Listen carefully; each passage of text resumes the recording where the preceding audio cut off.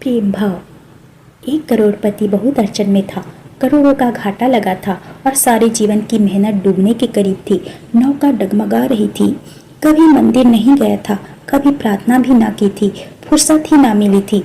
पूजा के लिए उसने पुजारी रख छोड़े थे, कई मंदिर भी बनवाए थे जहाँ वे उसके नाम से निमित्त पूजा किया करते थे।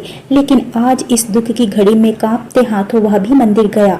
सुबह जल्दी गया ताकि परमात्मा से पहली मुलाकात उसी की हो, पहली प्रार्थना वही कर सके। कोई दूसरा पहले ही मांग कर परमात्मा का मन खराब ना कर चुका हो।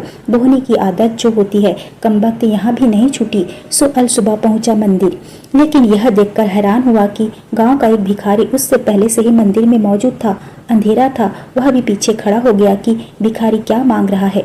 धनी आदमी सोचता है कि मेरे पास तो मुसीबतें हैं, भिखारी के पास क्या मुसीबतें हो सकती है। और भिखारी सोचता है कि मुसीबतें मेरे पास है, धनी आदमी के पास क्या मुसीबतें होंगी। एक भिखारी की मुसीबत दूसरे भिखारी के लिए बहुत बड़ी ना थी। उसने सुना कि भिखारी कह रहा है, हे परमात्मा, अगर 5 रुपए आज ना मिले तो जीवन नष्ट हो जाएगा, आत्महत्या कर लूंगा।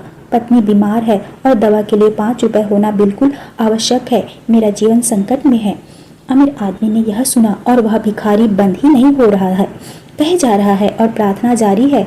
तो उसने झल्लाकर अपने खीसे से 5 रुपए निकाल कर उस भिखारी को दिए और कहा, जा ये ले 5 रुपए, तू ले और जल्दी जा यहाँ से।